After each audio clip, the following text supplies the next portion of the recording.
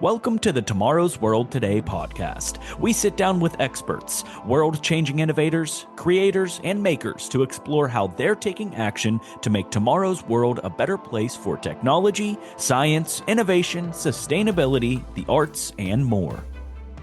Hello, everybody, and welcome to another edition of Tomorrow's World Today. And today we have a special guest. His name is Jim Kelly. Welcome, Jim. Thank you. Good to be here. Well, Jim's had a successful life in business, technology, and in politics. And at one time, he was in the Reagan administration. He's also built a company from scratch. It's called Synexus Corporation. And it is actually a travel reservation system that's now around the globe. But today, he's become a best-selling author on Amazon. Congratulations. Thank you. Yeah. So I'm hoping today you're going to share some of your stories with us that are in your book called Daring Choices. Mm-hmm. And I mean, you've really had an interesting journey. So I was hoping you could share with our audience today, why have you collected all these stories on your life and put them in this book for us? Well, let's start with how it happened. First of all, I grew up in Pittsburgh and I returned here in 2017. And by chance, I had a dinner with a guy named Max King, who's pretty well known in Pittsburgh. He'd been head of the Pittsburgh Foundation, but at one time he'd been an editor of the Philadelphia Inquirer. Mm-hmm. I told him a couple of my stories, and he said, Jim, you got to write a book about this. I said, well, Max, let me think about that. So at the time, part of the reason why I returned to Pittsburgh was I was an executive in residence at the University of Pittsburgh Katz Graduate School of Business. And students would frequently ask me, I tried to give examples of things that I had experienced in my business career and as ways that they could look at what they were trying to do. And the question always came up, why did this happen? How did you do this? And why did you do this? So I thought about that, and I thought about what Max had said to me. And then I guess it was a couple months later, I ran into him. He had written the book on Mr. Rogers. Mm-hmm. And at the release, he said, how's your book coming? I said, well, I haven't started yet. He said, get busy. So when a man of that stature and experience tells you you better sit down and try and write a book, I got started. So your listening skills were still intact. Yeah. I follow orders. That's all right. I think at the bottom of the hour, though, we're going to want to figure out why you selected these stories and you put them together for an audience, because you more than likely wanted to help some people along the way, didn't you? Well, I really was interested in showing how one thing leads to another in life. And a lot of people, I think, tend to engage in one thing and they stick with it, and some become very good at it, others don't. But some people learn from that experience and they apply it to the next door, so to speak, the next road in their mm-hmm. life.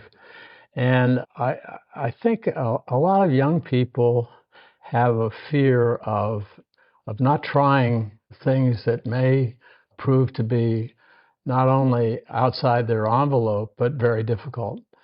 So I try to show here that it is not necessarily easy, but if it's handled with some degree of finesse and you're careful about how you do it, you can change from one thing to another in your life, and you can try and have a lot of different experiences, which in the end should turn out to be fun, as they were for me. Yeah. Yes, you had a very active life there for quite a bit, building all these things. So, well, I had a lot of luck too. Mm-hmm. I had a lot of people that helped along the way, and that's another thing that I've encouraged young people to do is to gather around them people that they can look to as mentors in their career, in their mm-hmm. life going forward. And I had that with people like Elsie Hillman here in Pittsburgh, who's well known here, Drew Lewis from the eastern part of the state, and in my technical career with a guy named Dave Huebner, who had been in the Defense Department and head of the research department of the Defense Department. So somehow or another, Jim, you became comfortable in what I refer to as the uncomfortable. And going out, meeting people that you don't know, there's an art and a system to doing that. And I think a lot of our audience probably is very unfamiliar with that. Many of them may also be shy, but who knows, they may want to pursue a career as an entrepreneur or to excel in the business or political world. How did you find that you navigated into this initially? Like, how did you become so confident that going up to meeting strangers who you knew could be influential in your career? What convinced you that that was a good idea to do, to create these mentors? Well, there's no question but that I am an introvert, which a lot of people ask me, how does an introvert do the things that you've decided to do? And it's just hard work. And you've got to be willing to put yourself out there. And if I can go back to Max King for a second, I asked Max, I said, Max, with all your wisdom in life, tell me, why do you think this happened to me? And he said, well, you put yourself out there. And that's the real lesson of this book. Whether it's, I mean, I give you one example. I was project engineer in Spain. I was home on vacation. I met Elsie Hillman. I said, you know, Elsie, I've always been interested in politics. I said, do you think I might? This was in 1968 when things were kind of on edge, and to put it bluntly and lightly. But she said, have you thought about trying to help out here in the political situation? I said, no, I hadn't really. She said, well, give it some thought, and if you'd like me to help you with it, I'd be glad to do that. And so the same thing happened with Drew Lewis, my other mentor, who was the transportation secretary in the Reagan administration. He one day asked me, he said, you know, you seem to know a lot about international business. Mac Baldridge is looking for somebody like you. Would you be willing to give it a try? And I said, yeah. So I put myself out there. Said, yeah, I'll do that. Next thing I know, I was sitting there with Mac Baldridge. So, and so that is a big part of the equation, isn't it? Absolutely. Being able to put yourself out there, give yourself an opportunity to expand yourself, maybe your knowledge. And people have that ability to do it. It's not just anybody. It's, for example, if you're in an area that you don't have some mentors that you feel are strong individuals, be patient. Try to find, good mentors. Try to surround yourself with good people who can help you grow. Is that a fair way to say it? Yes, indeed. Yeah. I think that's a key part of this, because a lot of folks, maybe they grew up in a bad family environment. Maybe they're in an area of town that's not all that wonderful. They haven't been exposed to a lot of good things. So getting them to think differently about how to get out of that situation. And you can go out and find mentors, right? You can, and there's an important element of this. A lot of people in search of a mentor go to someone that they think can be a mentor, and they ask the question, what do you think I should do with my life? And that doesn't work. Prospective mentors, don't respond to that very well. The question should be, I would like to try this, or this is what I would like to do. Can you help me do this? And all the people I know that have become serious mentors of other people have always pitched in when they're given a clear question and a request. They will jump to be of help. But if you go to them and say, "What should I do with my life?" that will too broad. That will not carry the day. Right. So that's good advice. Very good advice for the audience today. You know, you said in your book that you wanted to help students try to figure out what's ahead of them. And I was thinking on that. And, that falls into the category of, having a noble cause, and now today you're out here talking about your life and the stories that have helped to shape you, compose it into a book. Is that what motivates you, chasing noble causes to try and do some things that are better for others? Never heard it put that way, but probably true. Yeah. That's the way I interpreted it when I read that. Yeah. Yeah, I think Yeah, in one of the companies that I worked, where I worked, BDM, we had a saying, it's do things that count. And that's another kind of lesson that I've tried to pass on to students and younger people that I've worked with, that when you think about your life and the things that you're doing, make sure that whatever you do, do it well, and make sure that it counts for other people and for their future as well as yours. Yeah, it hasn't been easy, has it? Yeah, in the book, there are moments in there where you were challenged pretty seriously. Bad hiring from one angle that could have got you into some challenges, right? Yes. And you had to make some tough choices and take on the board and push your way forward. But you were on the side of what was right. What was the right thing to do, right?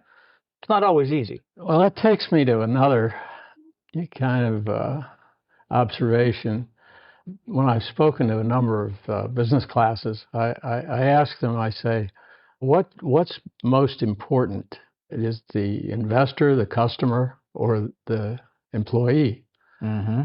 And invariably, the business students will tell me it's the investor or it is the customer. They kind of forget about the employee.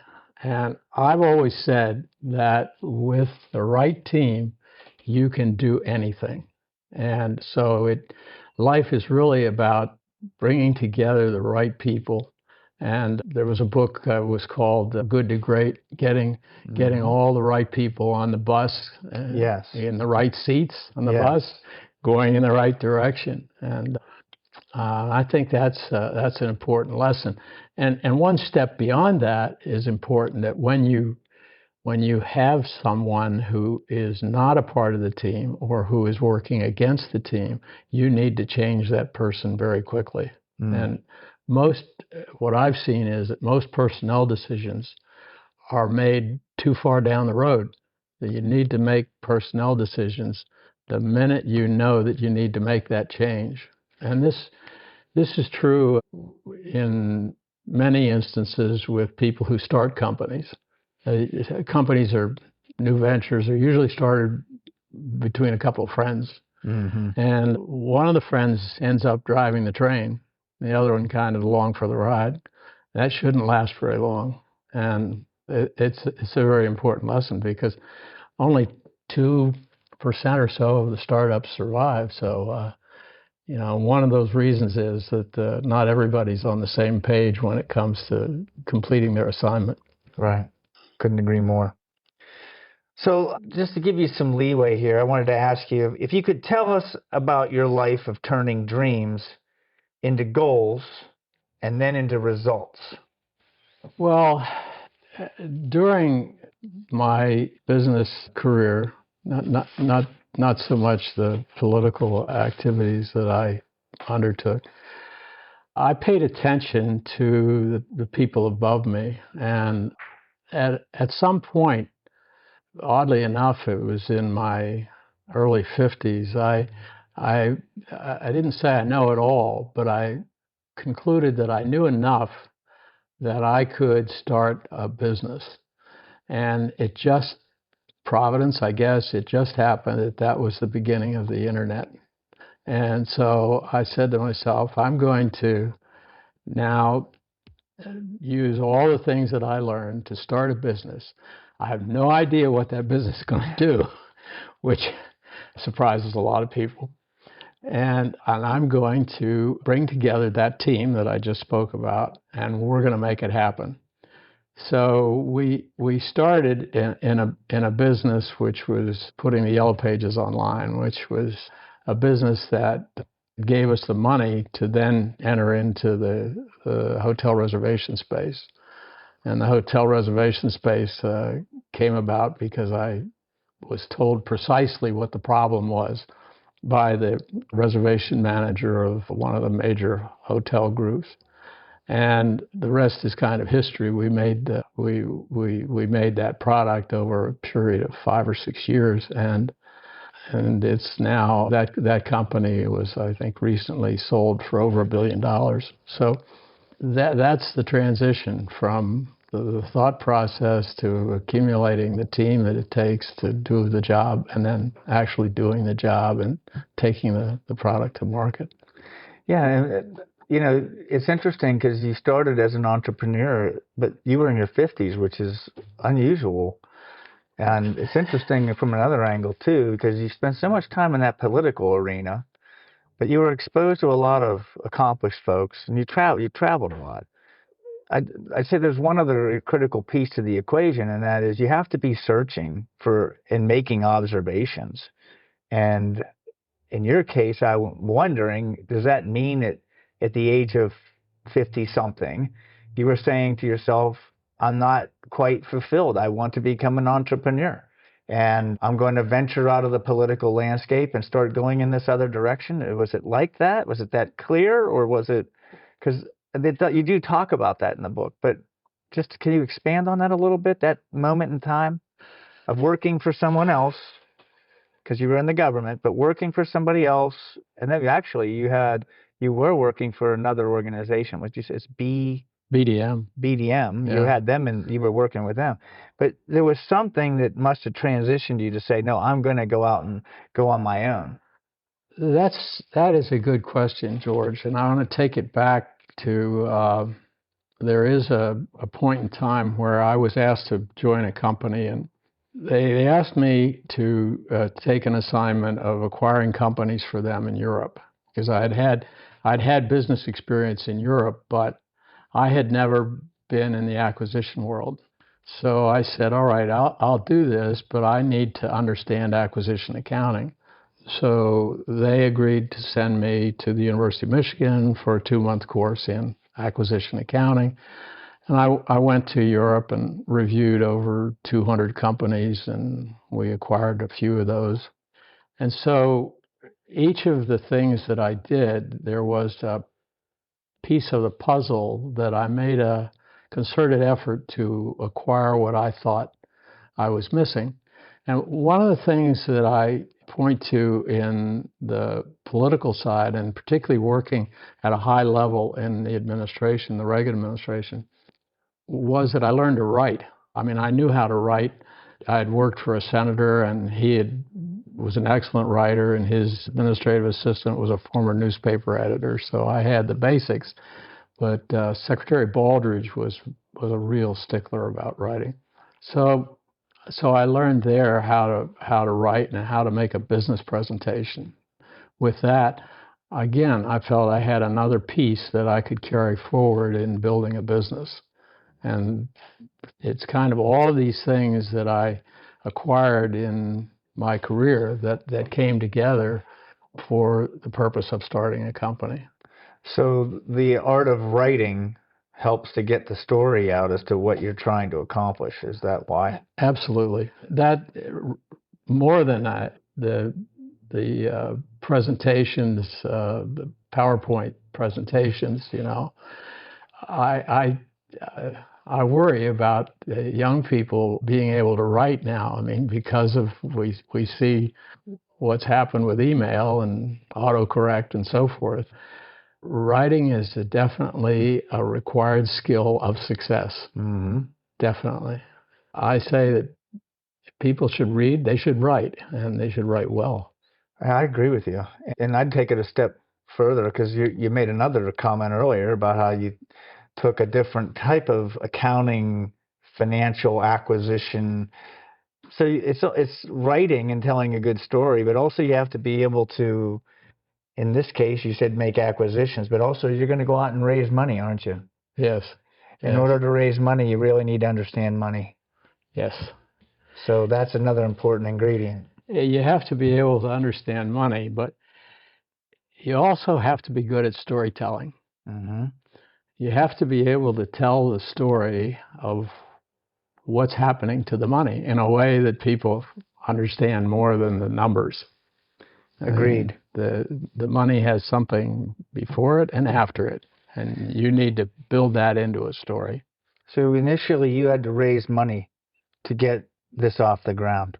I think it was 400,000. Yes. Is where you started, and you went through, a method to do that, meeting with people and telling the story of what you wanted.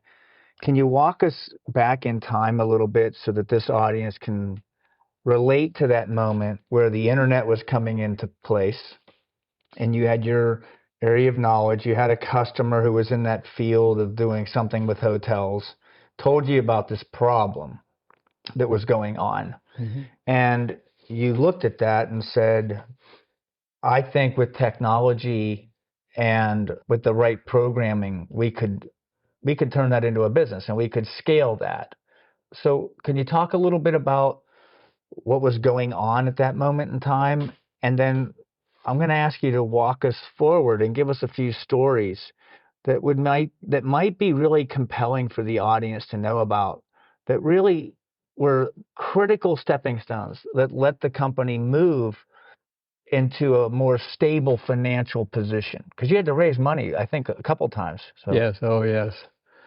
Yeah, from a technology standpoint, two things were happening at that moment that I won't say that we were first, because I'm sure there were others out there, but we presented our product as software as a service, SaaS, which has become rather commonplace now. But Right. at that time, having the company hold the software and putting a graphic user face in front of the customer and saying, go to it, that was very unusual. Secondly, we charged on a transaction basis, which was unusual. Most of the reservations were provided for in a software package. You bought the software and you ran it, and then you figured out what your costs per reservation were. We only charged on a completed reservation, so we gave the software away. We said, here it is, it's yours, it's free, but you owe us, and we cut the price of software or of reservations in half. And so people were absolutely keen to use it. Mm-hmm. And there's one moment. Can I pause you for a moment? So in other words, a thing that was going on, this is a critical moment where there's something else in the marketplace and it's kind of set. You have to buy it. You have to have a learning curve. You go through this process, et cetera, et cetera. And you looked at that and said, no, there's a better way. Right. And then you set about a series of, I'll just call them strategic objectives to outmaneuver the old way of doing it. And one of those ways was how to configure an easier way for these hotels to adopt what you have versus what the standard at that time was. Yes. And the old saying is, if you can give it to them for free, that's a pretty powerful motivator. So you did figure that out. Oh, yes. Okay, so that's a very critical part of your innovation. What are a few of the other ones? Well, I wanted to give you one of the stories where everything very quickly transitioned. Okay. We had a fellow who was head of strategy, and he said, we've got to be looking at Las Vegas. So I'd never been to Las Vegas, so I somehow or another I got a meeting with the president of the MGM Grand Hotel, which is the largest hotel in the world with 5,000 rooms. So I go into his office and I'm at the table. It's a big table, and across the table from me is his head of IT, therefore the guy that runs his reservation system. So yeah. It's a mano a mano. and I did the best I could. I explained what our system was and what it was going to cost him, nothing. And the guy across the table didn't really have much to say. So MGM adopted the system. And then every hotel in Las Vegas had to have the same thing that MGM had in order to defend themselves in that really basically tiny market. So that moved us ahead. From then on, it was our game. Yeah, that's one. I love that story. It shows you how to move, and it gives you an example of how to think strategically and move your product or service so that you can get adaptability, right? How do you get absorption of what you've created? Because there's a lot of great innovation in the world, but it just never really gets a foothold in the door long enough to survive. Yeah, remember, it's that part about you got to tell a story. You know, it's the story, and the story for us going forward was always it's going to cost you half as much as any other hotel to use our reservation system, and you're going to have more people staying at your hotel and so forth and so on. But it was all put together in a story. Yeah, and it all happened because you put yourself in a position to identify a problem that you thought you could solve. Yeah. Well, it goes back to the fellow who said I need to be able to sell my last room. So the reason. Want to explain that a little more for the audience? The reason, it's a bit complicated, but in the travel world there are what's called GDS, Global Distribution System, and GDS is backstop travel agents, and so there are four main GDSs. The best known is Sabre. And Sabre was created by American Airlines, and they provide a list of all the hotels and aircraft and car rentals. And most travel agents are connected with one of those GDSs, but this travel agent may have a wedding, so he books his allocation of rooms in a hotel through his GDS, say it's Sabre. Anybody who goes to him will show that his booking path is complete. There are no more rooms. And anybody who's working through that particular GDS may find that all the rooms are booked. However, the hotel has allocated rooms to the other GDSs. So other travel agents that are working through the other GDSs have rooms that they can sell. So you probably encountered a situation where you went one way on the internet and you found that the hotel had no rooms. You went another way and you found that there were plenty of rooms available. We combined the GDSs so that you had a complete picture, and it was an expensive process. In those days, it was $100,000 for joining that GDS. So we put the four together. That was $400,000 right off the top. And once we did that, then we could assure you that you're looking at the entire inventory of the hotel, which goes back to the reservation manager who told me I can't sell my last room. We made it possible for him to show all of his rooms to the customers and thereby sell the last room. And that's a wonderful innovation. Just so, in other words, you took all the separate parts, put them under one, so everything was talking to each other instead of having them in silos. Right. And then the hotel owner ends up with these empty rooms, which in turn leads to a lot of less opportunity, right? Right. From an entrepreneur's perspective. Identifying all those little needs and problems inside existing business models is we know the story of other entrepreneurs who've been outrageously successful looking at corporations and the needs that they have. That's how a lot of innovation launches. I have to believe that's a part of your business here, that all of the innovation work that you're doing is in response to some expressed need. Oh, yeah. Somewhere along the way. Yes. I mean, Tomorrow's World Today is an example. You mentioned storytelling, right? Well, storytelling in the field of, it doesn't matter if you're Caterpillar or Microsoft or any of the other partners that have been on our shows. They are developing fantastic technology, but the art of getting the story out, you could be a multi-billion-dollar company and yet you still struggle on how to shape that story to an audience. Yeah. And so it's a real art that that is with the way we refer to it, you do your inventing, then you do your making, and then you do your storytelling. And so we combine those three, kind of the way you've combined the silos. We've combined those three silos into one compact unit.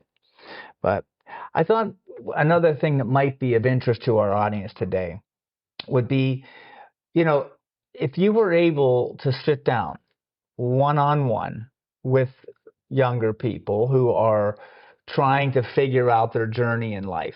It's just like we all did. We're in high school. We're not sure where we're going. We're just facing, there's this deadline approaching where it's parents are going to want you out of the house.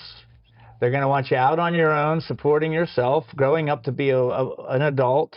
And that clock is ticking, and where am I going? How am I figuring out this life? What? And that stress moment is what I think could be very helpful for our audience to understand. First of all, we all go through it, but it might be nice to hear, like if you were talking one-on-one with one of your own children and trying to help them get ready to navigate that part of their life, what might be some of the advice you would give? Yeah, part of the apple doesn't fall far from the tree. My son is a travel advisor, but I've done this many times. I've talked to a lot of young people, both at Pitt, but in Washington and in startups and what have you. And when I sit down with someone, first question I have for them is, "What do you like to do?" Mm-hmm. And I've had situations where one in particular guy came to me and he said, "What do you think I should do?" Right. What do you think? I said, "That's not for me to say, but what I'd like to know is, what do you like to do?" He said, "Well, he says, I really like to go surfing." He said, I like the outdoors." And I said, "So what's keeping you from it?"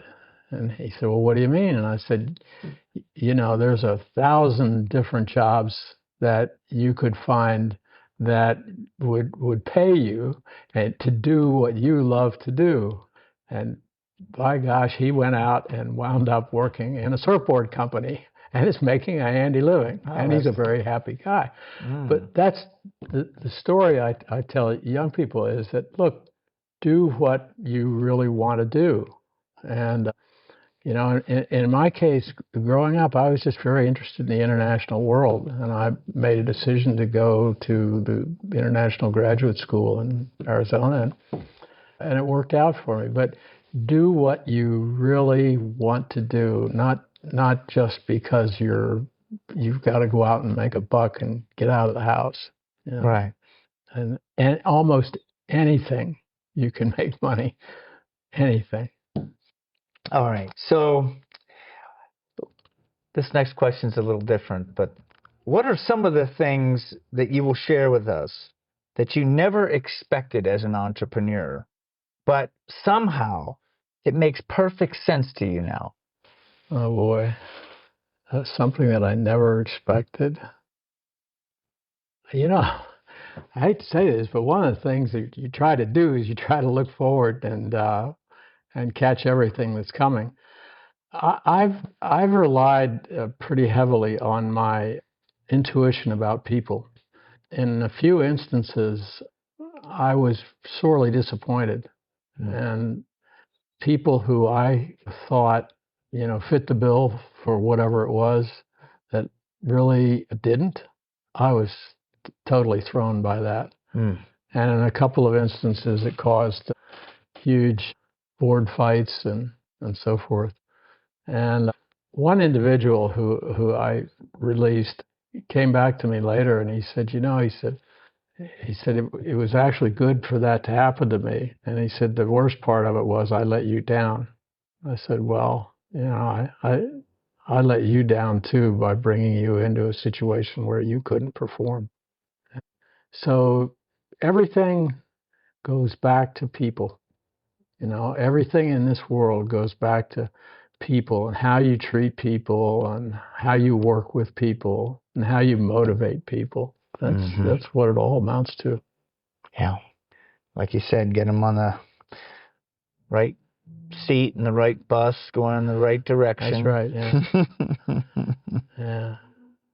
So those were a couple of, probably two or three, and I wrote about it in the book. There are two or three misfires that I made that were a big surprise to me.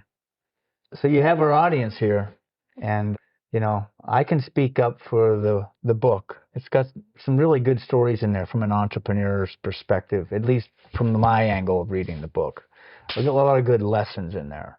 What other things would you like to share with the audience personally today that you might like to get across to them? Well, I do hope that people, and in particular younger people who are trying to sort out their careers, will take a look at this book and read through some of the stories, because it will help you answer the question of how to go about doing what you like to do and how to be successful in that mission. Mm-hmm. That's it.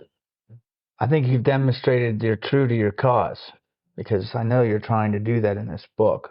So thank you for sharing your insights today. There's, of course, a lot more in that book that we can't cover today. But thank you for sharing, bits and pieces of these stories, and for putting yourself out there, Jim. Thank you, George. Yeah. Thanks. It's been a pleasure. Well, everybody, that's another edition of Tomorrow's World Today. Bye now.